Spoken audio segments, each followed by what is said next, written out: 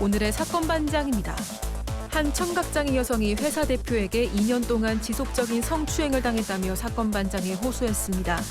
경찰에 신고했지만 대표는 피의자 조사에서 딱 한 번 했다라고 말한 걸로 전해졌습니다.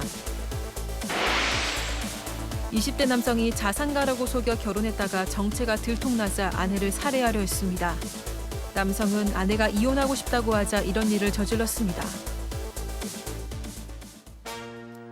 뾰로롱 안녕하십니까. 자, 조금 전에 보신 그 헤드라인은 나오지 않았지만 저희가 잠시 후 그 배우 이선균 씨의 그 경찰 마약 수사 관련 내사 이 소식을 저희가 준비를 했는데 또 우리 박지훈 변호사님이 이 마약 관련한 뭐 이런 거에 좀 정통하시지 않습니까? 약간 사건을 좀 다뤄봤습니다. 보통 이제 경찰이 내사에 착수했다. 이건 뭐 어느 정도 심각하다고 봐야 되는 건가요? 보도가 되는 게 참 이례적이긴 한데 보도되는 거 봤을 땐 저는 좀 마약의 가능성이 좀 높지 않나. 왜냐하면 간이 검사도 하고요. 또 이 두발 이거 뽑아서 검사도 하기 때문에 실제로 좀 가능성이 좀 크지 않나 이렇게 예상이 됩니다. 그렇군요. 자, 뭐 조금 더 구체적인 얘기는 잠시 후에 방송에서 합니다. 예, 알겠습니다. 이것도 방송이에요 지금. 자, 시작하죠. 진실 추적자 사건 반장 시작합니다. 자, 생방송 도중에 아주 심한 욕설을 해댔던 그래서 현대 홈쇼핑에서 영구 퇴출됐던 쇼호스트 정윤정 씨가 원래는 내일 저녁 NS 홈쇼핑에 출연 예정이었다가 또 갑자기 무산됐다는 소식입니다. 쇼호스트가 아닌 본인이 부사장으로 있는 화장품 회사 이 제품을 파는 게스트로 나오려고 했다가 말이죠. 자, NS 홈쇼핑 처음에는 우리도 막을 방법이 없어요 하더니 방송 심의위원장을 만나고서는 없던 일로 하겠다고 했다는 겁니다. 자, 나오겠다고 한 사람이나 그걸 허락했다가 또 누구 만나고 나서 갑자기 취소하는 그 방송국이나 둘 다 좀 안타깝기는 매한가지입니다. 자, 오늘 출연자 소개해 올리죠. 자, 이자연 기자, 박지훈 변호사, 박상희 소장, 김은배 전 서울청 팀장 나오셨습니다. 안녕하세요. 안녕하십니까. 사바는 정말 너무너무 좋아. 평생 갑시다 하신 정루비님, 18개월 된 아들 이준환도 사반 가족이에요 하신 이소라님, 내일은 신랑 김효석 씨의 생일입니다. 축하해 주세요 하신 송재정님, 서울에서 미용일 하는 아들 이윤재 사랑한다고 전해주세요 하신 엄마 이윤지님, 사무실에서 제발 끄소리 좀 내지 마 더러 죽겠어 하신 황수영님, 자, 어렸을 때 제기동 살고 숭례초등학교 함께 다녔던 최연선 손윤자 찾습니다 하신 하와이의 양복수님, 우리 엄마 이기자 여사 생신 축하합니다 사랑해 하신 이수정님, 나한테 상한 연어 팔아놓고 오히려 큰 소리친 공릉동 L 슈퍼마켓 점장 당신 두고 봐 하신 한지현님, 일본의 김순옥님 모두 사랑합니다. 자, 재미는 물론 의리로 함께하는 아세사바 뉴스의 6번. 대한민국과 전 세계 동포 가족 여러분의 시선을 모아서 출발합니다.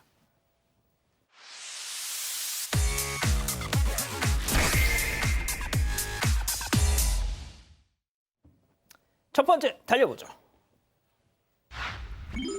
현금 꺼내 주머니로 쏙입니다. 자, 사반 가족께서 직접 제보해 주신 사건 영상 만나보시죠.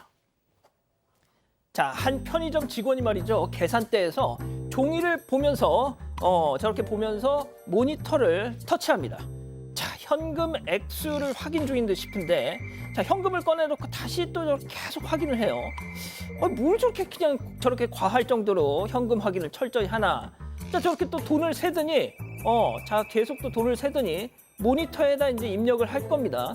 자, 그런데 순간 왼손에서 순간 입력을 하고서 순간 왼손에서 오른쪽으로 슬쩍, 자, 그리고 주머니에 쏙.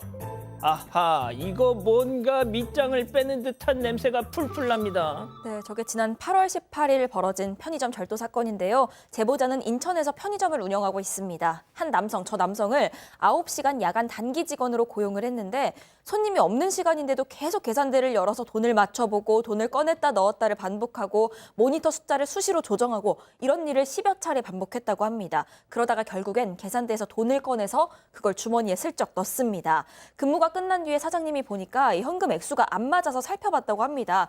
그랬더니 교통카드를 19만 원어치 충전을 했고요. 하하. 문화상품권 5만 원권도 챙겨서 현금 포함 피해 금액이 총 19만 원이었다고 합니다. 그런데 이 남성은요, 40만 원이었다고 합니다. 피해 금액이요. 이 해당 남성은요, 문화상품권만은 내가 결제를 했다. 이렇게 주장을 했다고 하는데 이게 현금으로만 구입이 가능한 건데도 내역에 전혀 없었다고 합니다. 어허. 사장님이 이후에 CCTV 다 확인을 해보니까 이 남성은 자기 교통카드를 충전한 이후에 현금 챙기기 위해서 계산대 모니터를 조작하면서 이 숫자를 수시로 조정을 했다고 합니다. 경찰에 신고하겠다고 하니까 얼마 부족하세요? 이 정도 연락이 왔다고 하고 실제로 경찰에 신고를 했더니 형사 합의 보자면서 문자가 왔는데 그 이후에는 잠적을 했다고 합니다. 그리고 2달이 지났습니다. 지난 18일에 경찰에서 통지서가 왔습니다. 이 남성이 현재 잠적했기 때문에 찾을 수가 없어서 강제 수사로 전환한다. 체포영장 신청한 상태고 수사가 아마 많이 지연될 것 같다라는 안내였습니다. 아, 어쩌면 좋습니까, 진짜. 자, 저 사람 행동 보니까 수상하죠. 근데 이 인근 점포에서 며칠 전에도 근무를 했다고 합니다. 하하. 단기 근무를 합니다. 한 번 해본 솜씨가 아니에요. 여러 번 그러니까요. 해본 솜씨고요. 아마도 서울이나 수도권 등지에서 여러 번 단기 근무, 편의점 근무를 하면서 저런 행동들을 반복했을 가능성이 높고 여죄가 있을 것으로 지금 보입니다. 그런 차원에서 이 혹시나 이제 좀 단기 근무하면서 저런 모습으로 하는 사람이 있으면 좀 주의해달라는 취지에서 얘기를 좀 했다고 하고요. 인근에서 했을 때는 증거 부족으로 풀려났대요. 그렇지만 조국에는 지금 증거 영상들이 있기 때문에 만약에 검거가 된다 그러면 범죄로 처벌이 될 가능성이 있을 것 같습니다. 좋습니다. 자, 다음 이어가죠. 편의점 벽돌 습격 사건입니다. 자, 역시 사방 가족께서 제보해 주신 사건 영상 만나보시죠. 자, 한 남성이 겉옷을 막 훌훌 벗더니 자, 잠시 후 벽돌을 집어들고 벽돌 보이시죠? 편의점으로 들어갑니다. 자, 편의점으로 가요. 자, 그런데 이걸 보고 있던 인근 치킨집 사장님 불안한 마음에 따라 들어가는데요. 갑자기 편의점 직원을 저 벽돌 들고 막 공격을 벽돌 안 돼! 내려놔! 자, 벽돌남 직원에게 계속 뭐라고 소리칩니다. 제지를 당하는데도 자, 직원도 지지 않고 따집니다. 자, 서로 이렇게 실랑이가 벌어지고 있죠. 자, 치킨집 사장님 벽돌남을 계속 저렇게 달래는데요. 일단 질질 끌고 이제 나갑니다. 자, 그 와중에 경찰이 출동을 할 겁니다, 이제. 아, 경찰 언제 오나요? 예. 자, 예, 경찰이 출동했습니다. 일단 벽돌남을 검거했는데요. 자, 소장님. 네. 말씀 좀 네. 하시죠. 오늘 제보해주신 분이 이제 치킨집 사장님이신데 이 치킨집 사장님께서 보니까 갑자기 밖에서 무슨 소리가 들렸대요. 그 소리가 들려서 밖에 나와 보니까 한 60대로 추정되는 남성이 시멘트 벽돌을 막 깨고 있는 거예요. 이거 뭐지? 약간 기분이 안 좋다라고 생각했는데 아니라 다를까 벽돌을 들고 편의점으로 막 뛰어 들어가셨고 사장님께서 큰일 나겠다 싶어서 이제 같이 우리 영상에서 본 것처럼 막 뛰어 들어갔습니다. 그래서 이제 벽돌로 편의점 이 직원을 때리려고 그러는 걸 이제 막아주시고 그리고 이제 안정을 시키셔야 될 것 같아가지고 이 남성을 이제 달래면서 데리고 나가서 이제 택시 탈 수 있는 장소까지 모셔다 줬다고 합니다. 자, 박 변호사님. 자, 좀 얘기는 좀 달라요. 벽돌을 던지려고 했는데 또 이 던지려고 했던 사람 입장에서는 손가락만한 아주 작은 돌 던지려고 했는데 지금 보는 것처럼 아주 큰 벽돌을 좀 던지려고 했고요. 왜 이런 일이 일어나냐니까 콜택시 불러달라고 편의점 직원한테 얘기를 하니까 거기서 편의점 직원이 모르겠다라고 하면서 그걸 왜 불러줘요? 그러니까요. 욕을 하면서 다툼이 있었고 술에 취했는지 이 부분에서는 다툼이 좀 있는 것 같습니다. 어쨌든 간에 위험한 물건으로 사람한테 던지려고 했던 부분 특수협박죄에 해당하고 지금 입건된 상황입니다. 알겠습니다. 자, 다음 이어가죠. 미용실에서 101만 원 냈어요. 한 온라인 커뮤니티에 올라온 글인데요. 사진으로 만나보시죠. 자, 외국인 친구가 미용실에 가서 101만 원을 나온 후기, 101만 원 나온 후기란 제목의 글인데 주문 내역서를 보니까 펌, 염색, 두피 관리 등등 모두 합쳐서 별이 10개, 무려 101만 원. 이거 진짜일까요? 자, 글쓴이는 외국인 여성 친구가 염색과 펌을 하러 강남 미용실 갔는데 100만 원이 나왔다. 허참 이렇게 얘기를 한 겁니다. 자, 이 기자. 101만 원을 내면서 머리를 한다고요? 네, 일단 이게 굉장히 화제가 됐던 글인데 외국인 친구가 미용실 가서 101만 원 나온 후기라는 제목으로 글이 올라왔습니다. 일단 이 글쓴이에 한국관광원 외국인 여성 친구가 지난 8월 31일에 유명 프랜차이즈 미용실의 강남 지점에 방문을 했는데 예상보다 굉장히 높은 가격을 지불했다는 내용이었습니다. 두피 케어와 모발 케어 같은 걸 추가해서 총 101만 원이 나왔다는 건데 한국말을 잘 못하는 외국인 관광객이고 사전 고지가 없었다고 전했습니다. 그러면서 이 상세 주문 내역서를 첨부를 했는데 이걸 자세히 보면 뭐 펌에 염색에 케어까지 이런 비용을 포함해서 총 101만 원이 적혀 있긴 했습니다. 글쓴이의 외국인 친구 같은 경우에 머리가 길었기 때문에 추가 비용을 더 지불한 걸로 보이는 상황이고요. 그런데 이 미용실이 언론을 통해서 이거 가격 미리 안내하고 확인 서명까지 다 받았다. 그리고 이 사실을 그 글 올린 작성자에게도 알려서 확인을 받아서 그 글이 내려간 상태다. 이렇게 전하긴 했습니다. 자, 소장님, 그렇지만 말이죠. 네. 한국 사람이었다면 저걸 했을까요? 저는 좀. 예. 그러게요. 좀 100만 원을 넘게 미용실에서 결제했다는 얘기는 저도 들은 적이 없어서 저도 이제 방송을 하다가 우리나라에서 제일 유명한 분이신 원장님 중에 한 분한테 가서 머리커트 친하게 돼가지고요. 머리커트하고 염색하고 이런 적이 있었는데 그래도 이 돈의 반의 반 정도밖에 안 나왔고 그랬어요. 물론 뭐 한 30, 40% 할인해 주신 거겠지만 그래서 가장 유명하신 분도 그런 적이 있는데 이렇게까지는 좀 비싸다는 생각이 저는 드는데 그래도 또 이제 이 리스트를 보면은 거기 뭐 두피 케어 뭐 이런 케어가 있어서 이 강남에서 케어까지 받으면 이런 가격 나옵니다라는 의견도 있어요. 근데 대부분은 외국인이라서 이렇게 한 거 아니냐, 별점 테러하겠다 이런 반응이 더 많습니다. 예, 조금 고개가 갸우뚱해집니다. 자, 다음 이어가죠. 염산을 둔 수배자 제압입니다. 자, 위험천만했던 당시 상황 만나보시죠. 자, 빌라 옥상 입구에서 대기 중인 경찰. 옥상에는 흉기와 염산을 소지한 수배자가 있습니다. 자, 2시간 넘게 대치하던 그때, 바로 그때 신호에 맞춰 특공대 진입. 자, 사다리를 들고 사다리 올라가고 지금 올라갑니다. 자, 돌진할 텐데요. 염산을 든 예, 지금 덮친 것 같습니다. 검거를 했군요. 자, 경기 남부 최대 폭력 조직 중 하나인 광명 사거리파를 혈혈 단신으로 부숴버렸던 우리 김은배 팀장님이 설명 좀 해주시죠. 그렇습니다. 지난 10월 신일 오후 4시경에 한 수배자가 흉기와 염산을 들고 경기도 한 빌라 옥탑으로 도주한 사건이 발생했습니다.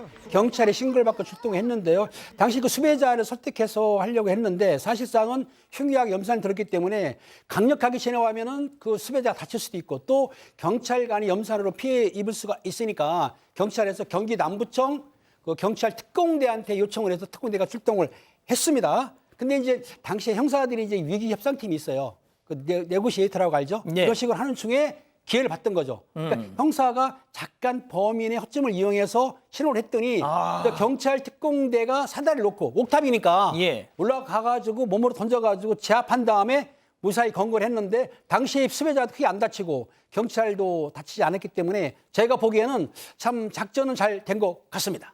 그렇군요. 네. 좋습니다. 자, 다음 또 이어가죠. 헬스장 6탄전입니다. 무슨 얘기일까요? 영상 만나보시죠. 자, 한쪽으로 도망가는 여성과 쫓아가는 헬스 트레이너가 자, 여성을 넘어뜨렸어요. 자, 휴대폰을 얼굴에 갖다 댑니다.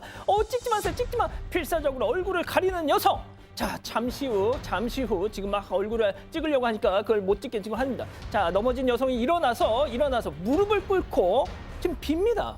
아니 이게 지금 설마 지금 트레이너랑 회원이랑 싸우는 상황인가요? 자, 충격적입니다. 모습은 봤을 때는 상당히 납득하기 어려워요. 둘이가 육탄전을 벌이고 있고 막 빌고 있고 피하려고 있고 또 옆에 있는 사람들은 또 가만히 별 반응이 없습니다. 사실 알고 보니까 예. 이 두 사람은 실제 트레이너고 여성 회원입니다. 전용 회원요. 전용 트레이너고 뭐가 문제가 생겼는데 뭐가 문제냐면 뭐 얘기하는 과정에서 내가 배달 음식을 좀 시켜 먹었다라고 얘기를 했어요. 근데요? 사실 운동을 하게 되면 음식 관리가 되게 중요하잖아요. 그러다 보니까 뭘 시켜 먹었냐라고 트레이너가 얘기를 하니까 한번 휴대전화 보자. 근데 휴대전화 열려면 얼굴에 갖다 대서 인식을 해야지만이 열립니다. 그걸 안 보여주려고. 아마 기름진 걸 먹을 것 같아요. 좋은 거, 너무 좋은 거, 헬스에 도움이 안 되는 음식. 그것 때문에 저랬다는 거예요? 보여주면 안 됩니다. 보여주면 큰일 나기 때문에 그걸 막기 위해서 이래저래 피하고 난리를 치는 모습이 영상에 잡힌 겁니다. 너무 충격적인데요? 너무 충격적입니다. 너무 뭘 먹었길래 이걸 보여주기 싫어서. 족발 그거 먹으면 안 되거든요, 사실. 야, 기름진 겁니다. 그렇죠. 100% 기름 기름진 겁니다. 철철. 아, 족발. 예. 그렇지만 두 사람 매우 친한 사이로 알려졌고요. 장난하는 겁니까, 그럼? 뭐 장난 아닌 장난이 된 건데 옆에 있는 사람들은 별 관심이 없었던 겁니다. 충격적입니다. 좋습니다. 자, 마지막 사연으로 가보죠. 남편이 왜 그랬을까요? 진짜 이거 충격적인 사연입니다. 이 사방 가족께서 우리 가족 여러분들의 집단 지성의 판단을 받아보고 싶으시다면서 보내주셨어요. 네, 일단 사연자 부부는 해외에 거주를 하고 있습니다. 최근 남편 회사로요, 한 여직원이 발령을 받아서 이 회사에서 직원에게 집 알아볼 시간을 한 달 정도 줬다고 합니다. 그리고 호텔을 제공했다고 하는데 얼마 전에 그건 그거고 아내가 친구랑 같이 잠깐 여행을 떠났던 거예요. 그런데 여행 도중에 갑자기 컨디션이 엄청 안 좋아져서 급하게 집으로 막 다시 돌아오게 됐다는 거죠. 일정을 취소했는데 뭐 남편도 계속 바빴고 사연자도 아프다 보니까 정신이 없어서 이 사실을 알리지 않고, 그러니까 남편은 모르는 상황에서 집에 도착을 한 겁니다.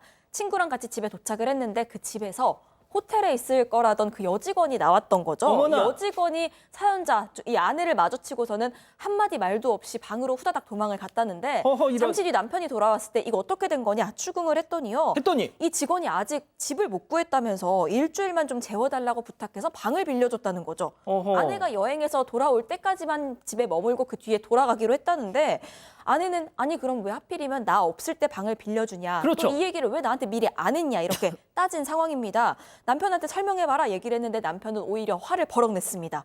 그 직원이랑 아무 관계가 아니니까 너한테 설명할 필요성을 못 느꼈던 거다라는 어허. 게 남편의 논리인데 그 이후에도 어떤 사과는 없었고요. 다시는 이 얘기 언급하지 말라는 말밖에 없었다고 합니다. 그런데 남편이 평소에 이렇게 화내고 버럭하는 성격이 아니었기 때문에 아내는 더 의심이 가는 상황입니다.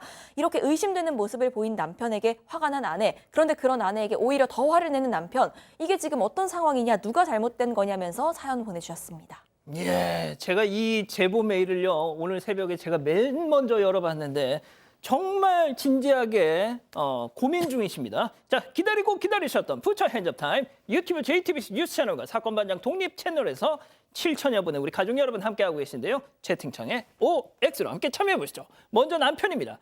자기야, 상이야, 진짜 나 이렇게 비참하게 만들 거야? 바람, 내가 저 핏덩이 같은 친구 2억 말리 와가지고 집도 못 구해가지고 길바닥에 나왔게 생겼는 게 그걸 모른 척하라고. 상이야, 당신 남편 그렇게 야박한 사람이면 좋겠니? 신랑 아유 나는 2층, 응? 그 친구 자연이는 3층, 오케이? 2층 3층 오케이? 동그라미. 그렇습니다. 바로 그겁니다.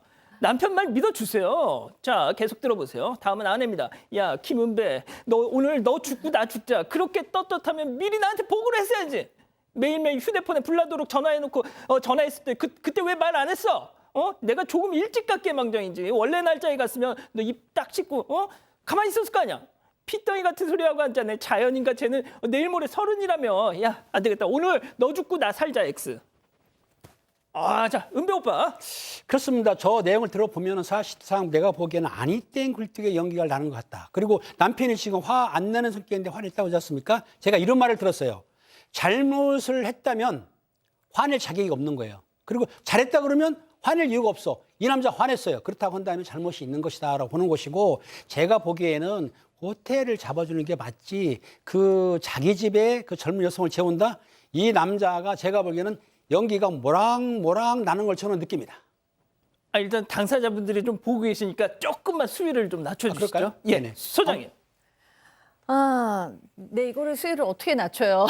네, 너무 의심이 되는데 어떻게 그러시네. 낮춰요? 네, 이 어린 여직원을 회사에서 불렀으면 회사에서 비용을 대줄 수도 있고 어린 여직원이 본인이 비용을 내서 있어야지 왜 상사의 집에 들어가서 살고 있고 또 이 부인을 사모님을 봤는데 후다닥 도망갔다는 것도 사실 저는 이해가 도저히 안 되거든요. 근데 만약에 뭐 만에 하나 정말로 있을 곳이 없어서 혈연 단신 외국으로 왔기 때문에 정말 꼭 정말로, 도와줘야 되는 상황이 있을 수도 있죠. 있죠. 네네, 그럴 수도 있습니다. 저도 이제 외국에 있어 보니까 정말 외로울 때가 있어요. 그러면 이 남편이 화내는 건 아니죠. 그러니까 그런 일은 없었다고 쳐도 남편이 혼자 사는 집이 아니고 부인이 같이 있는 집인데 보통 때 원수처럼 지낸 것도 아니고 남남처럼 지내신 것도 아닌데 자초지종을 설명해 주셔야 그게 당연히 예의죠. 부부간에도 예의가 있어야 되거든요. 그래서 저는 막 도저히 뭐 이렇게 이해할 수 있는 여지가 없습니다. 야, 우리 예, 우리 이자연 기자 얘기도 짧게 좀 해주세요. 그 먹긴 사람이 성을 낸다는 저는 그런 말이 조금 떠오를 정도로 왜 본인이 버럭 화를 내시는지 잘 모르겠고 일단 설명을 좀 해주셨어야 할 것 같아요. 정말 그 걱정하시는 상황이 없었다면 미리 좀 말씀을 해주시고 또 설명도 해주시고 화를 내시는 것도 충분히 이해가 가니까 이렇게 이런 일이 없었다라고 얘기를 좀 해주셨어야 할 것 같습니다. 박 변호사님, 하지만 네. 그걸 주절주절 또 설명하는 것도 어떻게 보면 남자 입장에선 말이죠. 설명 좀 했으면 좋았을 것 같긴 한데 저도 설명 좀 했으면 좋았을 것 같긴 한데 일단 두 가지 우리가 좀 생각을 해봐야 됩니다. 여기 한국 아닙니다. 해외예요. 아마도 미국으로 추정이 됩니다. 캐나다, 미국 정도 되지 않을까 제 개인적으로 생각이 드는데 그리고 신입 직원입니다. 신입 직원이 아마 이 와서 좀 호텔 얘기를 하는 거 봤을 때는 주거를 구하기 조금 어려운 상황이기 때문에 그런 상황을 생각해 봤을 때는 지금 우리 다들 바람 뭐 이런 얘기하는데 그런 상황하고 맞아 떨어지는 않을 것 같아요. 신입 사원이고 본 지 얼마 됐겠습니까?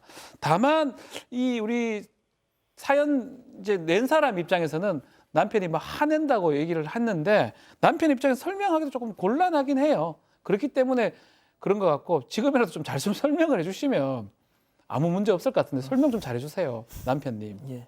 솔직히 무슨 말씀을 하시는지 잘 아니, 뭐 오해할 필요는 없다는 거 그러니까 처음 본 아무튼 사람하고 설명 잘 하라는 말씀이죠. 예. 설명만 잘하면 돼요. 오해할 필요 없어요. 이 기자, 우리 가족 여러분들. 네, 많은 의견 주셨는데요. 최의진님, 야 이건 같은 남자가 봐도 조금 아니다 이런 아이고야. 의견 주셨고요. 크림치즈 곶감님, 이걸 누가 믿을 수 있을까요 하셨습니다. 자석채선님, 할리우드 가야겠네 나무주연 상감이다. 언론님, 이건 뭔가 찔리는 게 있으니까 큰 소리 치는 거 아닐까요? 이런 의견 주셨습니다. 알겠습니다. 자, 사건반장 제보 메일과 카카오톡 사건반장 제보 채널에서는 우리 가족 여러분들의 많은 사연과 제보 기다리고 있습니다. 자, 미국 이민 40년 차 텍사스에 살고 계시는 하미숙 여사님 보고 계신가요? 아드님이 한국계 회사에 다니신다고요. 때문에 한국에서 잠깐 파견 오는 사람들이 많다는 겁니다. 자, 그런데 최근에 어떤 50대 중년 직원이 한국에서 파견 와가지고 아드님에게 몇 달 뒤에 한국에서 우리 딸 결혼식이 있어 하면서 청첩장과 계좌번호를 알려주더란 거죠. 뭐 그런가 보다 했는데 그 중년 직원 한국에 돌아가고 난 뒤에 딸 결혼식 사진과 계좌번호를 또 보내더라는 겁니다. 하 여사님이 이렇게 물으셨어요.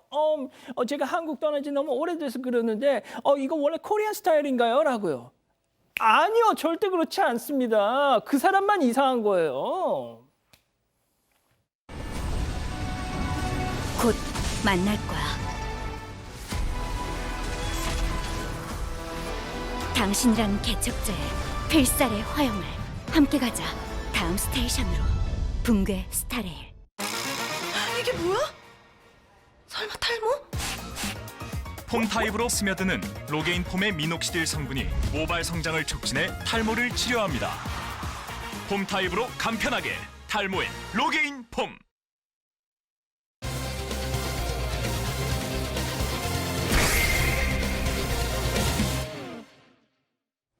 자, 먼저 첫 번째 사건 체크포인트 짚어보죠. L 배우는 이선균입니다. 자, 뭐 많이들 알고 계셨지만 본인의 입장이 나오지 않은 상황이었고 경찰도 확인을 해주지 않은 상황이어서 이걸 공론화할 수가 없었는데 몇 시간 전에 소속사에서 입장을 냈어요. 네, 일단 입장이 나왔고요. 그 전에 어제 첫 기사는 이렇게 나왔습니다. 모 톱스타가 마약 투약을 했다는 의혹을 받고 있어서 경찰이 내사 중이다 이런 내용이었는데 이내 이 톱스타가 이선균 씨라는 말이 퍼졌습니다. 여기에 대해서 소속사는 말을 아껴왔는데 조금 전 오후에 입장이 나왔습니다. 먼저 저희 회사 소속인 이선균 씨에 대한 보도로 심력 끼친 점에 대해서 깊은 사과의 말씀드린다. 이 이선균 배우에게 제기되고 있는 의혹에 대해서 정확한 사실관계 확인 중이고 앞으로 수사에도 진실한 자세로 성실히 임하겠다라고 적었습니다. 그러면서 심력 끼친 점에 대해서 깊은 사과의 말씀 전한다고 적었습니다. 자, 경찰은 어떻게 해서 이선균 씨에 대해서 내사를 진행했던 거죠? 자, 경찰이 이제 파악한 거는 유흥업소에서 마약 유통을 수사하는 과정에서 아마 검거를 좀 했던 걸로 보이고요.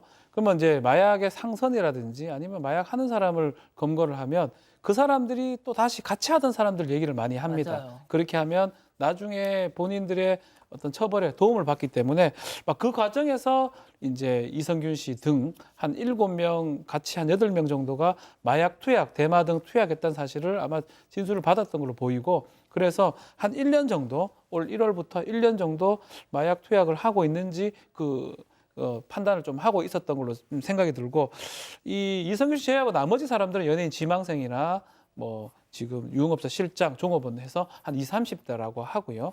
아직 마약을 투약했는지 이 부분에 대해서는 정확하게 얘기를 하지 않고 있는 상황입니다. 예. 뭐 재벌가 3세도 포함이 돼 있다고 또 그런 보도도 나오고 있더라고요. 자, 그런데 한 신문에서 이성균 씨로 추정되는 톱스타가 이 마약 공급책에게 협박을 받았다. 네, 그렇습니다. 일단 경기신문에 의하면 톱스타가 마약 공급책 압박에 2억 원 가량을 건넨 걸로 알고 있다라고 지금 기사가 났어요. 그래서 마약 공급책에 톱스타라는 점을 이용한 것 같다라고 이제 제보자가 있었고요. 그다음에 또 인천 경찰청 또 관계자도 비슷한 얘기를 했는데 여기서는 또 1억이 더 많은 3억을 준 걸로 알고 있다라고 이제 진술이 나왔어요. 그러면서 아마도 이 이성균 씨의 유명세를 보고 이 공급책이 협박한 것으로 보인다고 덧붙였다고 합니다. 자, 팀장님. 근데 이 소속사 입장문을 보면은 마약 투약 혐의에 대해서는 이제 가타부타 언급이 없었는데 이 마약 공급책에게 협박을 받았다는 사실 자체는 인정을 한 것 같더라고요. 그렇습니다. 마약 투약 혐의에 대해서는 인정하지 않은 것 같은데 그 이성균 씨가 공갈 협박을 당했다는 건 사실인 것 같아요. 왜냐하면 최근 변호사를 통해 가지고 공갈이라는 거는 협박에서 돈을 받아내는 거지 않습니까? 공갈 혐의로 마약 사건 연루자 중 한 명을 검찰에 고소를 했다는 거예요. 그런데 고소장을 통해서 뭐라고 했냐면 마약 사건과 관련해서 협박을 받았고 수억 원을 뜯겼다. 이거는 공갈을 당했다는 얘기인데 이렇게 주장하고 있기 때문에 좀 더 수사가 필요한 것 같고요. 그리고 이제 그 이성균 씨 변호사가 모 방송사하고 인터뷰에서 마약책하고 관련된 건 없다고 선을 딱 그었습니다. 그리고 아직까지 이성균 배우가 경찰 소환 조사에는 소환하지 않은 것 같아요. 두고 봐야 되겠지만 그렇기 때문에 아직 경찰에서도 소환 안 했기 때문에 현재로서는 아마 이 건보다는 내사하는 중이 아닐까 싶기는 합니다. 예. 자, 유아인 씨도 배우 유아인 씨도 어제 검찰이 불구속 기소를 했는데 유아인 씨 사건 터지고 난 뒤에 막 연예계가 난리가 났지 않습니까? 뭐 제작했던 영화, 드라마 막 줄줄이 막 개봉도 못하고 말이죠. 자, 소장님, 이성균 씨도 만만치 않잖아요. 네, 지금 보니까 더하면 더해지 덜할 것 같지는 않습니다. 뭐 이성균 씨는 일단 온 국민이 다 알죠. 뭐 우리나라 대표적으로 세계적인 영화였던 기생충의 주인공이었고요. 그 외에도 뭐 파스타, 나의 아저씨, 영화 화차 이런 데 주연이었잖아요. 지금 앞으로도 개봉할 영화 드라마가 아주 줄줄이 있었어요. 일단은 이번 주 주말부터 새 드라마 노웨이 아웃 첫 촬영을 앞두고 있었고 이미 드라마는 촬영을 시작했거든요. 아이고야. 이 문제도 있고요. 그다음에 주연을 맡아서 이미 개봉하기 직전이었던 영화가 2개나 있습니다. 행복의 나라와 탈출 프로젝트 사일런스. 이 촬영이 일찌감치 예전에 끝나고 지금 딱 개봉을 앞뒀는데 이런 식이면 이제 유아인 씨랑 똑같은 상황에 처해지는 거죠. 참 톱스타의 이 마약 사건이 개인의 문제가 아니라 정말 많은 분들에 또 영향을 미치는 그런 파장이 우려됩니다. 그러니까요. 저 탈출인가 저 영화는 뭐 제작비가 거의 뭐 180억, 200억 이렇다고 하는데. 자, 박 변호사님. 예. 이제 뭐 우리 박 변호사님이 이 마약 수사나 이런 내용에 대해서 약간 좀 정통하시다 보니까 일단 경찰은 계속 말을 아끼고 있어요. 이게 제가 좀 납득하기 어려운 게 내사를 하고 있다. 이게 보도가 되는 부분인데요. 사실은 마약 사건 지금 이성균 씨의 변호사의 얘기에 따르면 조사도 안 했다라고 얘기가 있습니다. 뭐 그 부분은 또 확인이 좀 더 필요한 부분 같긴 한데 예. 마약 사건은 사실은 조사는 합니다. 조사를 하게 되면 얘기하고 어떻게 하게 되고 부인하는 경우가 많겠죠.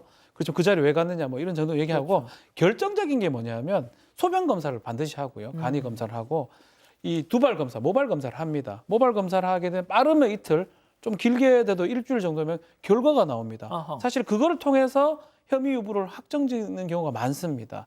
근데 만약에 했다고 추정이 되는데 이 모발이나 소변에서 검사 결과가 나오지 않으면 사실은 입건하거나 처벌하기가 좀 쉽지가 않거든요. 그렇죠. 뭐 간혹 안 나오는 경우도 있습니다. 했으면 거의 다 나오는 경우가 있는데 그 부분을 좀 봐야 되기 때문에 아직까지는 확정적이진 않다고 이렇게 보는 게 맞는 것 같고요. 다만 지금 재벌가 3세하고 가수 지망생 뭐 이런 사람도 있다고 하니까 조금 더 지켜봐야 되지 않을까 생각이 듭니다.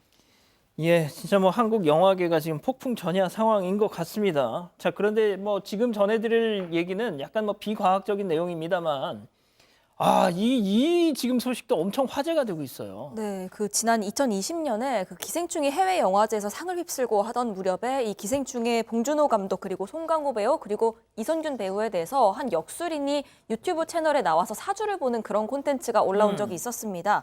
그런데 이 당시에 역술인이 이선균 씨에 대해서 제가 볼 때 이분 왜 수갑 찬 게 보이지? 이분 한번 구설 수 있을 것 같다. 이런 얘기를 한 겁니다. 그러면서 혹시 이분 3년 전에? 예, 3년 전에요. 그러면서 혹시 이분 그런 거, 그러니까 마약 혹시 안 하겠죠? 수갑 차는 모습이랑 주사 맞는 게 보인다. 이런 얘기를 하기도 했습니다. 그러면서 특히 10월을 조심해야 한다. 이렇게 시기까지 좀 특정해서 얘기를 하면서 본인도 당황스러워하는 모습을 보였는데 이 영상이 이 시점에 폭발적인 관심을 받았습니다. 그러면서 이 역술인의 근황에 대해서도 많이들 궁금해하셨는데 이 해당 역술인이 2년쯤 전에요. 건강이 갑자기 안 좋아져서 사망했다. 이런 소식이 전해지기도 했습니다.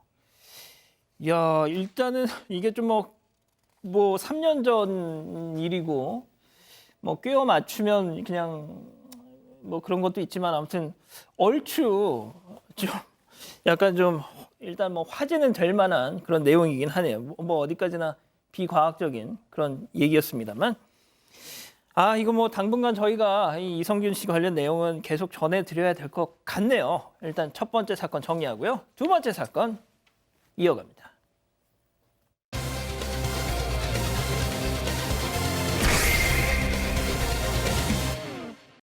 한 청각장애 여성이 회사 대표에게 2년 동안 지속적인 성추행을 당했다며 사건 반장에 호소했습니다.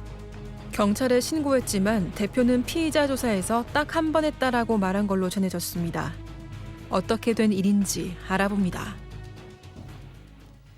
자, 사망 가족분께서 직접 제보해 주신 사건입니다. 현재 경찰 조사가 진행되고 있고 일단은 제보자의 주장이라는 점 일단 전제를 하고 시작하겠습니다. 이 제보자 이른바 가족 같은 회사에서 부모님 뻘인 회사 대표 부부와 함께 지냈습니다. 자, 그런데 이 사건 2년 전부터 시작됐어요. 네, 제보자는 일단 30대 중반 여성입니다. 경남 김해의 한 회사에서요. 지난 2017년 8월부터 근무를 시작을 했습니다. 대부분 현장직이 많은 회사였기 때문에 당시 사무실에는 60대 대표이사 그리고 대표의 아내이자 회사 전무인 이렇게 그리고 제보자까지 3명만 사무실에 있는 일이 많았다고 했습니다. 그런데 제보자에 따르면요. 약 2년쯤 전부터 이 대표로부터 불쾌감을 느끼는 일이 잦아졌다고 합니다.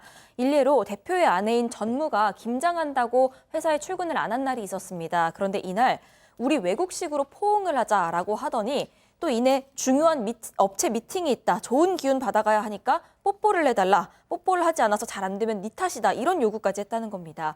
그런데 이게 끝이 아니었고요. 나중에 이 제보자가 경찰 조사를 받게 됐을 때 그동안 당한 피해 횟수를 세봤는데 지난 9월 퇴사했습니다. 그 퇴사 전까지 무려 116번 성추행을 당했다고 진술하기도 했습니다. 자, 한 사무실에 사장인 남편, 전무인 아내, 그리고 제보자 3명만 일하고 있었습니다. 아내인 전무가 잠깐 일을 보러 밖으로 나가면 그때부터 성추행이 시작됐다는 겁니다. 자, 그 증거로 이 대표와의 대화 녹취록만 제보자는 약 160여 개의 파일을 가지고 있었습니다. 그중에서 그나마 방송에서 전해드릴 수 있는 수위로만 고르고 골랐습니다. 그 실제 대화 내용 들어보시죠. 내가 머리도 아프고 몸도 안 좋고 네가 좀 나빠져 건강해가지고 네가 안 놀래. 그래 해야지. 또 이게 달래주는 게 서로 위로하는 거야. 뭐였나? 응? 위로를 하려고 이래 서로 해가지고 우리 두드려야지. 잘 힘내세요. 힘내라. 만나. 서로 위로해 주는 거야. 사람한테 언제 이거들, 응? 기다리면 되지? 그냥 우리 의시하면서 살아가면서 그 정도만 좀 해줘라. 내가 니한테 소무적인만 하면 좋겠나? 제가 이 녹취 파일을 오늘 새벽에 제보를 받아서 그걸 다 들어봤습니다. 지금 말씀드렸다시피 그나마 좀 수위가 낮은 걸 지금 전해드린 건데, 제가 녹취를 듣고서 저 음성이 제 귓가에 계속 맴돌아가지고 제가 잠을 못 잤어요, 소장님. 네, 저도 지금 딱 저는 처음 들었는데도 소름이 확 끼치네요. 그러니까 말투는 자근자근하고 부드럽게 얘기했지만 그 의도가 느껴지기 때문에 저 너무 들으시는 분도 정말 스트레스 받았겠다라는 생각이 들어요. 그리고 이 제보하신 분이 청각 장애가 있으시대요. 그래서 이제 앞에서 얘기하시면 이 입모양을 보면서 소통이 가능한데 이제 높은 음역대나 전화 통화 이런 건 이제 좀 어려우시대요. 근데 그래도 나의 능력을 알아주니까 이제 나를 취직을 시켜줬고 그래서 이 회사에서 잘해보고 싶으셨다고 합니다. 그리고 다른 곳에 취업하기가 현실적으로 내 청각 장애 때문에 좀 어렵겠다라는 생각이 있어서 정말 참고 토 참으셨다고 해요. 그런데 뭐 160건의 녹취록을 가셨다고 하시면 너무 오랫동안 너무 많이 참으신 거죠. 그리고 이제 2년 동안 이런 일이 있으면서부터 도대체 마음을 둘 곳이 없어서 일기를 쓰셨대요. 그래서 그때 일어난 거 다 쓰시면서 스스로 이렇게 달래주고 위로해줬다고 합니다. 지금 뭐 몇몇 분들이 당장 그 말씀을 하셨어요. 아니 그렇게 저런 짓을 당했는데 왜 이렇게 회사를 오래 다녔어? 방금 소장님이 설명하셨죠? 청각 장애를 가지고 있는 내가 그나마 일할 수 있는 곳이 여기 말고는 없다. 일단은 참자. 자, 그런데 올해 결국 일이 터졌습니다. 체크포인트 짚어보죠. 동생 취직시켜줄게. 자, 지난 7월부터 제보자 동생들이 있습니다. 남동생들 쌍둥이인데요. 뭔가 이제 전공도 비슷하고 이러니까 이 대표가 취직을 시켜주겠다라고 얘기를 하고, 사실은 네 보니까 동생도 일 잘할 것 같다 이렇게 얘기를 하면서 사무직은 아니에요. 현장에서 일을 하게 하고 자신은 이제 지금처럼 사무직으로 일을 하는데, 그때부터 이제 문제가 좀 일어난 겁니다. 그 이후에 동생들이 입사하고 난 이후에 노골적으로 신체 접촉도 더 심해졌고, 차나 이런 데서 특히 이제 사무실에서는 어느 날 이 아내 전무 없는 틈을 타서 자신의 방에 이제 이 제보자를 불렀더만 강제로 입맞춤을 하려고 했던 것 같아요. 키스했는데 괜찮았나 이렇게 얘기를 하고, 괜찮지 않죠, 힘들다고 하니까 이겨내야 된다라고 얘기를 했다고 하고요. 특히 이제 그런 얘기도 합니다. 내가 네 동생 취직 입사시켜 줬겠냐라고 하면서 계속적으로 노골적인 신체 접촉을 요구했다라고. 이거는 제보자가 주장하고 있는 내용입니다. 주장을 하고 있는데요. 저는 그 녹취 파일에서 그 소리를 들었습니다. 예. 자, 그런데 이뿐만이 아니에요. 들으신 것처럼 동생들의 취업을 사실상 미끼로 본격적으로 성추행이 시작이 된 겁니다. 자, 그런데 이 대표라는 사람 아내 의심을 살까 봐 제보자의 또 입막음을 시도했어요. 그렇습니다. 실제 이건 제보자하고 대표하고의 녹취한 내용입니다. 녹취한 내용이기 때문에 뭐 확실한 것 같고요. 대표가 제보자에게 이런 말을 했다고 합니다. 혹시 전무라는 건 아내를 얘기하는 겁니다. 전무가 어깨 안마 이 얘기를 꺼내면 내가 손하기 힘이 좋아서 한 번 해준 거다 라고 이렇게 잡아떼라는 것이고요. 그러면서 뭐라 하냐면 여자들은 나이가 먹어도 시기가 많아 라면서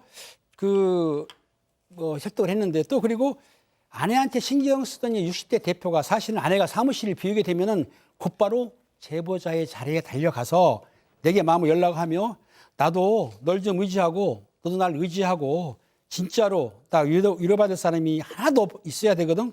네가 그 역할을 해주면 좋겠어 라면서 제보자를 못살게 굴었는데, 이 내용은 제보자가 주장한 게 아니고 제보자가 160회 녹취를 했지 않습니까? 그 내용 중에 한 내용입니다. 자, 결국 이 제보자분은 참다 못해서 지난 9월에 퇴사를 하셨어요. 경찰에 고소도 했습니다. 자, 그러자 모든 사실을 알게 된 이 대표 아내 전무라는 사람 전화가 왔습니다. 자, 이 아내와 제보자의 실제 통화 내용 들어보시죠. 자기는 좀 이렇게 잘해주려고 생각을 했는데, 그날은 자기가 니한테 뭐 기습적으로 그랬다는 그날은 자기가 봐도 뭐 정신이 순간 나갔는갑다. 이래 자기도 막 얘기를 하더라고. 그래 얘기를 하는데 몰라. 내 앞이라서 그런 얘기를 하는 건 모르겠지만, 그래 얘기하면서 그 뒤로는 그래 그 얘기를 안 했다 이래 얘기하는 거라. 근데 니는 엊그저께 금요일 날도 얘기를 했잖아. 금요일 날도 그렇게 해서 제가 피하니까 그냥 안 했어요. 순간 정신이 일단 저 내용만 들어보면 뭐 어느 정도 지금 뭐 인정을 하는 것 같은데요. 네, 일단 그 아내가 전해준 내용인데 그 지난 9월에 제보자가 사직서 제출하고 퇴사를 하면서 2년간 지속된 성추행으로 인해서 퇴사를 한다라고 얘기를 했습니다. 그제서야 이 대표이사의 아내이자 전무가 모든 상황을 알게 된 거였고요. 전화가 와서 우리 남편이 정신이 나갔었다고 말을 하더라라고 말을 전해줍니다. 그러면서 이 대표의 아내인 회사 전무 역시도 나도 우리 남편 너무 끔찍하다, 이혼하겠다라고 얘기를 했습니다. 그런데 이내 태도를 바꿉니다. 이후부터는 남편을 두둔하는 모습을 보였다고 하는데 제보자한테 내가 정확한 사실관계 파악해야 하니까 네가 가지고 있는 증거자료 다 보내달라 요구를 했다고 하고요. 어허. 제보자가 좀 수상함을 느껴서 응하지 않았다고 합니다. 그랬더니 대표의 아내가 제보자한테 사과하겠다면서 강제로 집에 찾아와서 30분가량 배를 눌렀고 결국 경찰까지 출동한 일도 있었습니다. 경찰 조사를 받았답니다, 소장님. 네, 그렇습니다. 근데 뭐라고 얘기했냐면요. 딱 한 건만 기억난다. 지금 이 제보자께서 지금 성추행만 116회다라고 얘기를 하고 있는데 이 대표이사는 딱 한 건만 기억나서 저번 8월에 있었던 그 입맞춤 그거는 내가 그건 하나 인정을 하는데 나머지는 기억이 다 안 난다라고 얘기를 하고 있어요. 근데 이렇게 하고 나서 다시 연락이 오기를 변호사로부터 연락이 왔습니다. 합의하자. 이렇게 합의를 요구했는데 제보자께서는 전혀 합의할 생각이 없기 때문에 금액조차도 듣지 않았고 그다음에 거부 의사를 밝히셨다고 합니다. 자, 제보자에 따르면 말이죠. 이 대표, 사장, 전무 이 두 부부 금실이 되게 좋다면서요. 금실이 좋다고요? 예. 금실이 좋아도 문제가 있는 거죠. 어떻든 그런데 이 제보자에 의하면 대표이사가 당당한 이유가 있다고 합니다. 뭐냐면은 대표이사는 자신이 경남 일대의 정치인, 금융권, 신문사, 또 지역 경찰과도 친밀한 사이라면서 항상 자랑을 해왔다고 합니다. 근데 실제 제보자는 구체적인 경찰 직급이고 또 어느 은행이라고 알고 있지만 확인이 안 됐기 때문에 방송에 언급하지 않겠는데요. 제보자에 따르면 대표가 성추행 사실을 누군가에게 발설하게 되면 내 인맥을 이용해서 널 죽일 때까지 쫓아갈 거다라며 협박을 했는데 어허. 또 제보자에 따르면 대표자의 아내가 이런 말을 했다고 그래요. 남편이 조직폭력 출신이야. 이렇게 하니까는 제보자는 얼마나 무섭겠습니까? 상당히 무서운 건데 현재 제보자는 뭐 사실은 무직입니다. 정신과 치료를 받으면서 힘들게 살아가고 있는데 그 대표 부부는 지인들과 함께 해외 원정 골프까지 갔다 왔다고 합니다. 제가 그래서 금실이 좋다는 얘기를 드린 겁니다. 이 지경이 됐는데도 부부가 해외 동반 여행을 다닌다는 거예요. 자, 박 변호사님. 예.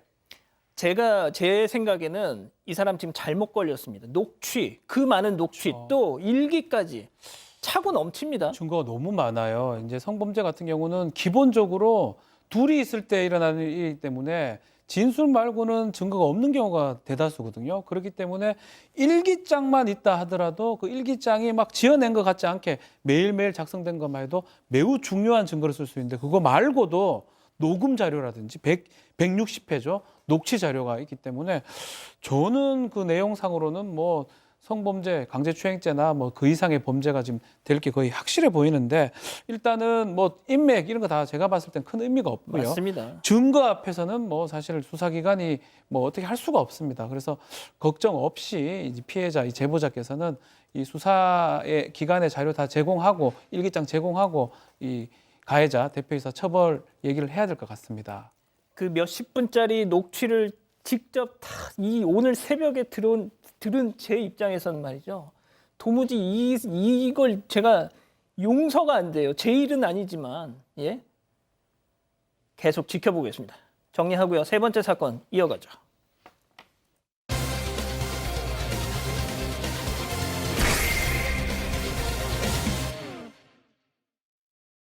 지난 6월 17일 광주광역시의 한 가정집에서 말싸움을 하는 부부. 아내는 남편에게 이혼을 하고 싶다고 하는데요. 그러자 남편은 아내를 바닥에 쓰러뜨려서 기절시킵니다. 겨우 정신을 차린 아내가 경찰에 신고하려는 순간 남편은 이번에 흉기까지 휘두르는데요. 자칫하면 더 끔찍한 일이 벌어질 수도 있는 상황. 때마침 출동한 경찰에게 남편의 살해 시도는 미수에 그치고 맙니다. 대체 이 부부에게 무슨 일이 있었던 걸까요? 예, 조금 속도를 올려보죠. 자, 끔찍한 사건입니다. 결혼한 지 1년도 채 안 됐어요. 네, 지난해 10월에 혼인 신고를 한 20대 부부였고요. 남편은 결혼 전에 아내에게 자신에 대해서 이렇게 소개를 합니다. 나는 지방 국립대 국어교육과를 졸업하고 임용고시까지 붙었는데 아버지 사업을 물려받아야 해서 지금 고민 중이다. 그리고 나는 30억 원대 자산가다라는 내용이었습니다. 당시 이 아내는 치의학 전문대학원을 준비 중이었는데 여기에 대해서 남편은 내가 학업 다 지원해주겠다라고 얘기를 합니다. 등록금도 다 대주고요. 치과 전문의 자격증만 취득하면 개원까지 해주겠다고 했습니다. 자, 경제적으로 여유가 저렇게 있다는데 사이가 틀어진 이유가 뭡니까? 자, 혼인 신고한 지 이제 3개월이 지났을 때 좀 문제가 생깁니다. 남편이 지금 학벌하고 중요한 건 중요하죠. 학벌하고 이제 경제력 같은 거 예. 거짓말을 했던 것 같아요. 그냥 평범한 학원 강사고 돈도 또 그리고 학벌도 그렇지 않았던 걸로 알게 됐고 그래서 아내가 남편을 따졌죠. 왜 결혼하기 전에 재산 많다고 거짓말했느냐라고 얘기를 하니까 남편이 아내를 넘어뜨렸고요. 그리고 무릎으로 목을 짓눌렸다고 하고요. 그래서 경찰에 신고를 하려고 하니까 그 전화기를 뺏어가지고 그걸로 폭행을 했다라고 합니다. 이때부터 두 사람 불화가 계속되고 또 폭행으로 계속 이어졌다고 합니다. 그럼 그 폭행이 계속됐습니까? 그렇습니다. 4월 달에 이제 아내가 남편 보고 대화를 하자고 했는데 남편이 샤워기로 물을 뿌렸습니다. 뿌리고 이제 폭행이지 않습니까? 그러니까 아내가 경찰에 신고를 했더니 이 사실을 알고 남편이 화가 난 거예요. 그러면서 아내를 주먹으로 때리고 흉기를 들고 너는 죽어야 한다라면서 위협한 다음에 아내를 화장실 안에 가둬 밀어놓고 감금을 한 거예요. 무려 2시간 30분 동안을 감금을 했습니다. 제가 소장님께는 조금 이따가 다시 여쭤볼게요. 이거 가만두면 안 되잖아요, 팀장님. 그래서 경찰에 신고돼가지고 이게 이제 접근금지 명령이 내렸습니다. 법원에서 내렸는데 그러니까 이 내용이 뭐냐면 감금하고 상의를 했지 않습니까? 그러니까 4월 23일 날 가정법원으로부터 주거지 퇴거, 주거지 및 직장에서 100m 이내 접근 이렇게 합니다. 그리고 휴대전화 등을 이용한 연락금지 명령을 받았는데 그렇게 지내면 되는데 예. 아내가 마음이 좀 약해졌는지 6월 중순경에 아내는 모든 걸 용서하고 같이 살기로 한 것입니다. 그러니까 바로 여기입니다, 소장님. 네. 그러니까 우리 박준 변호사님의 지론이 폭력 성향이 조금이라도 보일 때는 바로 결단을 해야 된다는 게 박 변호사님 지론인데, 자 소장님 네. 이때 용서를 이게 참 제가 뭐 피해자 탓을 하는 건 아닙니다만 네. 좀 아쉽습니다, 안타깝습니다. 네, 저도 아쉬워요. 저도 뭐 비슷한 지론입니다. 폭력만은 안 된다라는 지론인데 사실 남편이 바로 원한 게 이런 거거든요. 그러니까 이 남편은 맨 처음에 결혼할 때부터 약간 사기 의도가 있었죠. 다 속이고 결혼을 했잖아요. 일단 결혼만 하고 나면 그 다음부터는 내 뜻대로 된다. 일단 결혼을 했으니까 그 다음부터 웬만하면 이제 이혼은 못 할 거고 또 이 여자분이 아마 착하셨던 것 같아요. 착하니까 내 뜻대로 될 것이다. 내가 원하는 걸 가질 수 있을 것이다라고 생각을 했을 텐데 이제 원하는 걸 가질 수 없을 것 같은 눈치가 좀 보이면 폭행으로 막 일관되는 거죠. 근데 이제 불쌍하게도 보이고 폭행도 하고 막 양쪽 방법을 다 썼을 것 같아요. 그러니까 이제 여자분께서 좀 불쌍한 마음도 들어서 그럼 다시 한번 살아볼까? 이런 생각이 들었는데 그 생각이 좀 아쉽습니다. 예. 자, 그럼 여기서 세 번째 사건 체크포인트 짚어보죠. 그렇습니다. 결국 저기까지 간 거예요. 네, 지난 6월 어느 날 새벽에 이 아내가 나 결혼 생활 너무 힘들다. 진짜 이혼하고 싶고 죽고 싶다라고 얘기를 하니까 화가 난 남편이 그래 그럼 죽어라면서 갑자기 목을 조르기 시작을 한 겁니다. 결국 아내는 실신까지 했고 잠시 뒤에 깨어나서 왜 그랬냐고 하니까 또 목을 조릅니다. 그날 아침에 아내는 남편 몰래 112에 신고하려고 시도를 했습니다. 그런데 전화 거는 걸 알게 된 남편이 또 목을 조릅니다.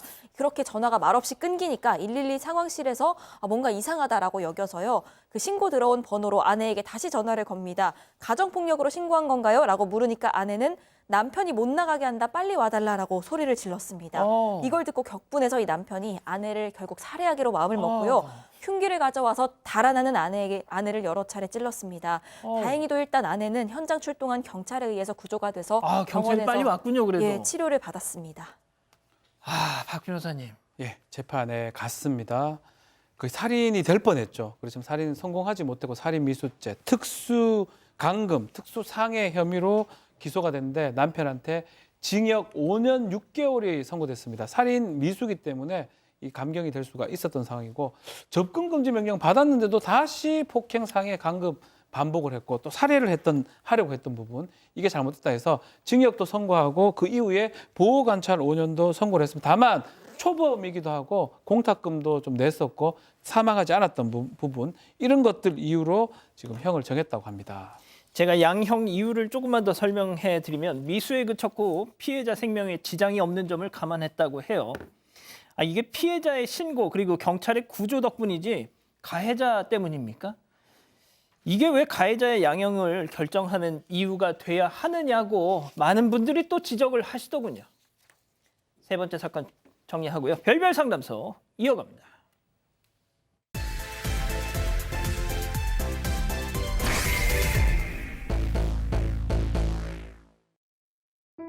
지금으로부터 16년 전 4살 막둥이와 두 아들을 키우던 김 씨는 남편과 생각하지도 못한 별거를 시작하게 됩니다. 아무 말도 없이 집을 나간 남편이 연락을 끊어버리고 다른 여성과 살림을 차렸던 건데요. 하루아침에 세 아들과 생계를 책임져야 했던 김 씨. 그렇게 5년이 흘렀고 같은 아픔을 가진 한 남성을 만나게 됩니다. 남성은 조금씩 아버지의 빈자리 그리고 김 씨의 상처를 보듬어줬고 힘든 항암 치료까지 이겨내며 동거인으로 11년을 함께했는데요. 문제는 김 씨와의 법적 부부가 되기를 원했던 남성. 김 씨가 우여곡절 끝에 이혼을 하자 갑자기 혼인신고를 미루기 시작했다는 겁니다. 남성의 달라진 태도가 당황스럽다는 김 씨. 이 상황을 어떻게 풀어나가야 할까요?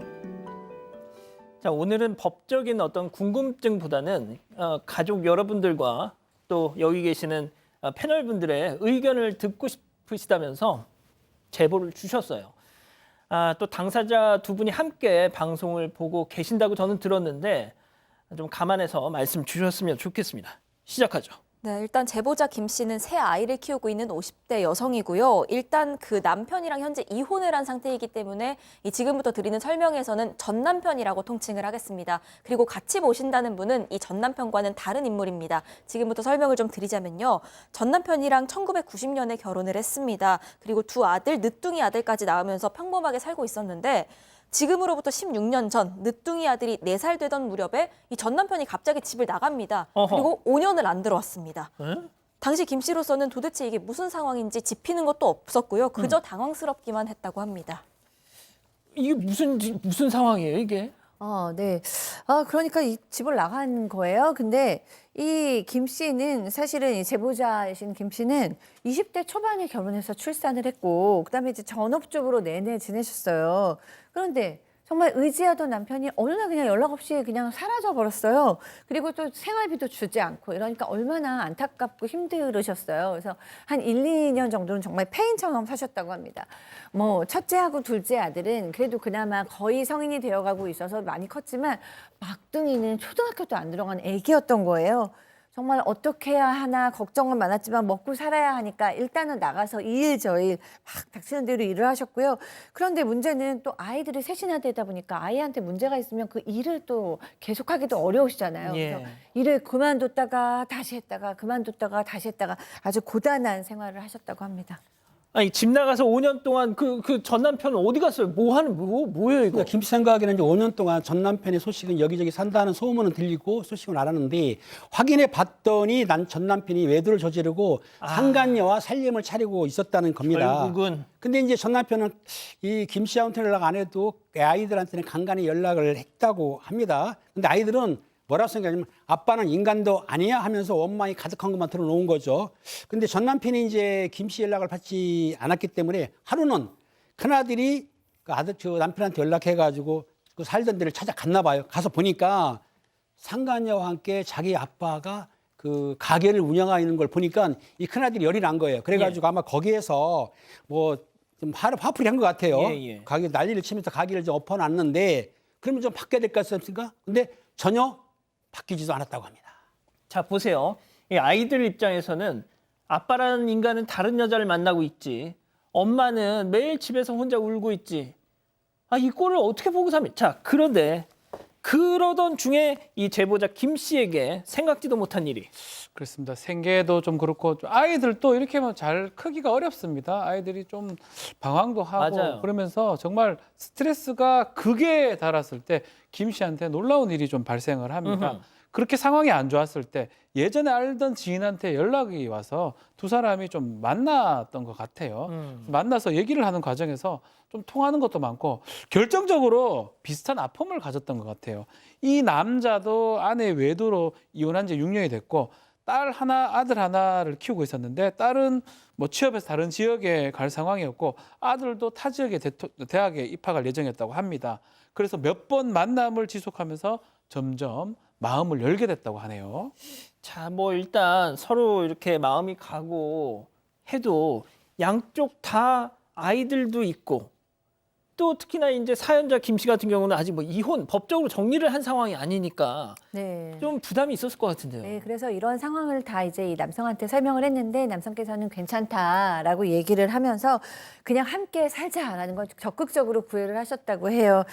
근데 이 제보자의 아이들도 이제는 좀 엄마가 편해지셨고 행복해지셨으면 좋겠어요라고 적극적으로 밀어줬고 가장 중요한 건 어린 아이였던 막내 초등학교 2학년이었는데 그 아이가 이 남성한테 아빠 예, 이제 아빠 자리가 너무너무 절실했을 거 아니에요, 아이가. 아빠 하면서 이제 따라다니기 시작했고 따르고요.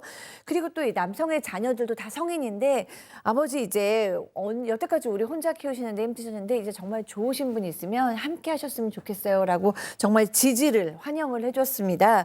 그리고 이런 모습을 보면서 내가 내 미래를 다시 한번 걸어보자라는 결심을 하셨다고 합니다. 자, 여기까지는 진짜 너무너무 해피엔딩이죠. 자, 그렇다면 걸림돌은 단 하나입니다. 상간녀하고 가게 차려서 나간 그 전 남편. 하지만 이혼하면 이제 끝나는 거죠. 새로운 출발이 가능한데 그 이혼이 쉽지 않았다는 겁니다. 어떤 상황이었는지 직접 들어보시죠. 이제 마지막으로 그 전 남편한테 전화를 했죠. 안 받는 거예요. 몇날 며칠을 전화를 해도. 그래서 이제 장문의 문자를 보냈죠. 너무 힘들고 그래서 막내라도 나는 잘 키워야 되겠고 믿을 만한 사람인 거 한 것 같아서 나는 가겠다. 그렇게 했더니 그다음날 전화가 왔더라고. 뭐 욕을 하고 난리가 났죠. 자기가 한 건 모르고. 그러면서도 안 와요. 뭐 문제라도 이혼을 하자 어쨌든 해줄게. 이렇게만 대답하고 사람이 안 나타나니. 그래서 뭐 이혼을 못하는 상황이었고. 아니 이게 무슨 상황? 아니 이혼을 해야 지금 이 사연자는 새 출발을 하고 자기랑 같이 사는 그 상간녀 동거녀한테도 이게 그 도리 아니에요? 그러니까 참 이해가 안 가는 상황인데 전 남편은 계속해서 이혼을 차일피일 미루기만 했던 겁니다. 사실 이렇게 되면 이혼 소송을 하는 방법도 있었는데 근데 그렇게 되면 지금 만나고 있는 남성이 변호사 선임료라든지 이런 걸 좀 보태줘야 하는 상황이었기 때문에 차마 염치가 없어서 그렇게까지는 부탁을 못했다고 했습니다. 그리고 또 서류만 정리가 안 됐다 뿐이지 사실상 몇 년간 완전히 남처럼 지내온 상황이었고 그렇기 때문에 이 사연자랑 남성 모두 그렇게 이 문제를 급하게 생각하진 않았다고 하고요. 일단 늦둥이 막내만 데리고 살림을 합쳤습니다. 남성 집에 들어가서 살기 시작했습니다. 그렇게 새로운 가정을 꾸렸는데 1년도 안 돼서 이 사연자 김 씨가 유방암 진단을 받습니다. 그리고 오래 지나지 않아서 남성 역시도 암 판정을 받았습니다. 그래도 두 사람이 서로에게 의지하면서 병치레를 해주면서 결국 이겨내서요. 지금은 둘 모두 완치 판정을 받은 상황입니다. 예. 하지만 이게 너무 큰일이기도 했고 항암이 쉬운 일이 아니잖아요. 그렇다 보니까 몇 년 동안은 이혼에 대한 생각도 제대로 할 수가 없었던 겁니다. 하지만 그렇게 지난 11년을 사실상 부부보다 더 부부같이 지냈던 겁니다. 양쪽 가족들한테도 모두 부부로 인정을 받고 시가 쳐가도 오가면서 살았고요. 양쪽 아이들 모두도 엄마 아빠로 생각하면서 화목하게 지내왔다고 합니다. 그런데 언제까지 저렇게 사실혼 관계를 유지할 수 있겠습니까? 자, 그러다가 이 남성이 오랫동안 잊고 있던 이혼 문제를 다시 꺼냈다면서요? 맞습니다. 지난해에 이제 그 이야기를 합니다. 나 이렇게 되면 닭 쫓던 개 지붕 쳐다보는 거 아니냐. 이제 진짜 내 거 하자라고 이 남성이 이 김 씨한테 얘기를 했고요. 김 씨도 그 말이 좀 맞다고 생각이 들었던 것 같아요. 11년이죠. 놀면서 아이들한테 너무 진심으로 대해줬고 아이들도 이렇게 좋은 환경에 자랄 수 있는 게 이 남성의 덕이 아닌가 생각이 들어가지고 모든 일 제쳐두고 전 남편한테 연락을 취했다고 합니다. 또 이 큰아들이 아버지하고 친부하고 연락이 되니까 그 자리에서 전 남편을 또 만났고요. 사실 우리나라는 협의상 이혼이 가능합니다. 두 사람이 맞으면 결국은 계속 설득을 했어요. 이렇게 떨어져 있는데 우리가 부부가 아니지 않느냐. 서류만 정리하면 당신도 뜻하지 않느냐라고 하면서 결국은 그렇게 원하던 이혼으로 하면서 협의상 이혼을 하면서 뭔가 우리가 호적 증명 하죠. 혼인관계 증명서라든지 이게 정리가 됐던 겁니다. 자, 이혼 결국 했습니다. 자, 그런데 이제 문제는 또 다른 데서 생깁니다.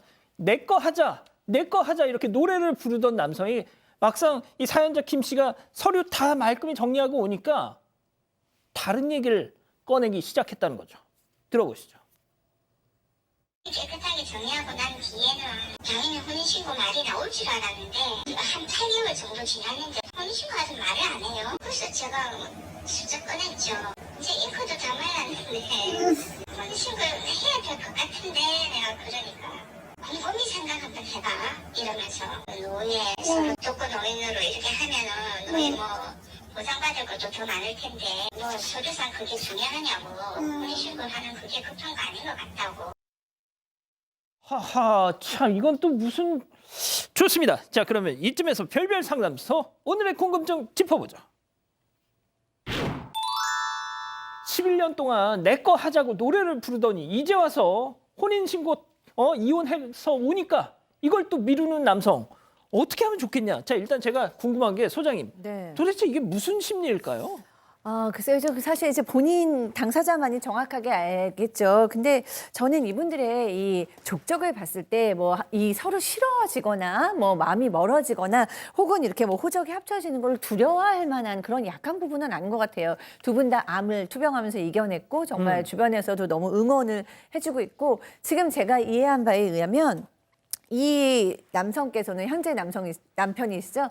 이분께서는 그러니까 예전 전 남편하고 서류상 엮여 있는 나의 아내가 그렇게 엮여 있는 건 너무너무 싫은데 현실적인 경제적인 부분에 있어서는 차라리 이렇게 독거부부로 그냥 따로따로 있는 게 우리가 경제적으로 어디 여기서 저기서 정부 보조금부터 해서 받을 것이 많지 않냐. 현실을 좀 생각해라. 이런 의도가 아닐까 싶고 이 아내께서는 너 내 거 하자라는 의미가 당연히 법적인 것도 같이 다 들어가기 때문에 이런 지금 상황이 상당히 서운하시고 혼란스러우신 것 같습니다. 그러니까요. 자, 팀장님도요.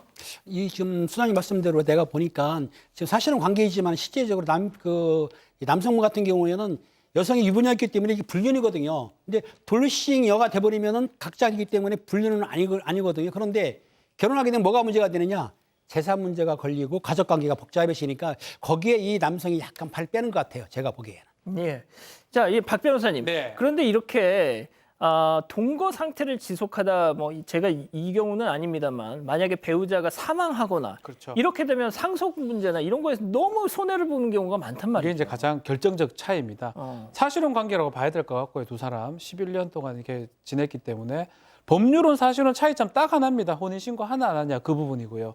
또 차이점 딱 하나입니다. 나머지는 똑같아요. 저렇게 있다가 해소되면 뭐 위자료 청구라든지 재산 분할도 다 가능한데 안 되는 게 딱 하나예요. 상속이에요. 그러니까요. 그러니까 두 사람이 이제 연령이 좀 많으니까 이 상속 부분을 조금 해결을 좀 해야 될 것 같아요. 뭐 지금 법적인 말씀을 드리면 사실은 똑같아요. 뭐 혼인신고 하나 그 상속 말고는 큰 차이가 없기 때문에 그거는 큰 문제가 없는데 유언을 좀 같이 좀 해두는 게 좀 필요하지 않을까. 이 아내분이 부탁을 좀 하세요. 그러면 꼭 재산 때문에 그러냐 아니면 나도 재산이 좀 있지 않느냐. 이 유언을 통해서 어떻게 정리할지 두 사람이 그런 얘기는 좀 해볼 필요가 있지 않을까. 법적으로 필요할 것 같습니다. 세 분 말씀 들으니까 약간 경제적인 문제에서 그런 고려가 있었던 게 아닌가 싶은데 자, 이 기자 우리 가족 여러분들은 뭐라고 하시나요? 네, 많은 분들도 사실 재산 문제 얘기를 하시는데요. 어이님도 결혼하면 재산을 나중에 물려줘야 할 때 문제가 생길 수도 있을 것 같다고 뒤늦게 생각이 들었던 것도 같습니다. 키키님, 재산 문제가 아니라면 대체 뭘까요? 하셨고요. 다만 살리님은 그냥 일단 사연자분이 유부녀로 있는 게 싫었던 것 같기도 하다. 이런 의견도 주셨습니다. 알겠습니다. 뭐 어떻게 좀 보탬이 되셨으면 좋겠네요. 자, 별별 상담소 이렇게 정리하고요. 글로벌 픽 이어갑니다.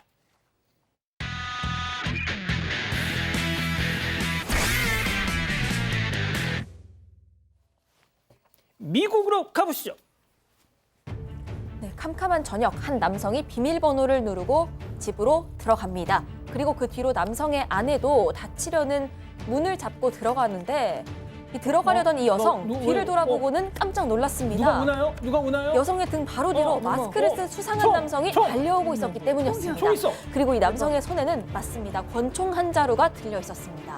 무서워. 뭐 이런 경우가 다 있어. 하지만 이 강도 굳게 닫힌 문에 가로막힌 모습입니다. 코앞에서 쫓기던 여성이요 순간적으로 기지를 발휘해서 현관문을 재빨리 닫았던 겁니다. 정말 간발의 차라는 표현이 딱 맞는 상황인 건데 맞습니다. 범행에 실패한 강도는 권총으로 CCTV 카메라를 부수면서 괜한 분풀이를 합니다. 다 찍혔어. 다 찍혔습니다. 현지 언론에 따르면 이 부부는요 카지노에서 돌아오던 길이었고 이 강도들이 카지노에서부터 미행을 한 걸로 추측하고 있다고 합니다. 다행히 카메라를 부순 것 외에는 다른 피해는 없었고요. 경찰은 범행에 나섰던 강도와 뒤에 있었던 또 다른 남성, 이 두 용의자를 쫓고 있습니다. 야, 정말 간발의 차. 다음은 중국으로 가보시죠. 네, 어린아이가 골목을 아장아장 걷고 있습니다. 안 돼, 그런데 안 돼. 골목에 서 있던 트럭이 아이를 보지 못했는지 천천히 움직이기 시작합니다. 그리고 아이 결국 트럭에 그대로 치이고 말았습니다. 어떻게 이거 왜 나와? 심지어 이거. 트럭 운전사는요 아이를 쳤다는 사실조차 모르는지 그냥 지나가 버리는 모습입니다. 주변에 있던 사람들도 전혀 인지를 못한 것 같은데요. 이거 깔고 간 거 아니에요 지금? 네, 그런데 트럭에 깔렸던 아이가 몸을 천천히 일으킵니다. 일어났어. 그리고 이내 아이가 크게 울자 그제야 아이를 발견한 여성이 아이에게 달려갔습니다. 괜찮아요? 천만다행히도 1살 조금 지난 아이라 몸집이 그리 크지 않았다고 하고요. 트럭 차체가 높아서 그 사이에 공간이 꽤 있었던 겁니다. 아이는 넘어지면서 무릎 조금 까진 거 외에는 다른 부상은 크게 입지 않았다고 합니다. 아이를 친 트럭 운전자는요 그날 사고 현장을 그냥 떠나버렸습니다. 경찰에 연락을 받고서야 이 사고 사실을 알아챘다고 합니다. 아유. 자, 다음은 미국입니다. 자, 이번 영상 경찰 보디캠입니다. 아파트에 강도가 침입했다는 신고를 받고 경찰들이 출동을 한 건데요. 자, 그런데 진입하는 아파트 옥상에서 한 남성이 돌연 뛰어내립니다. 바로 도주하려던 강도였어요. 당시 상황 한번 보시죠. 잘 뛰어내리죠.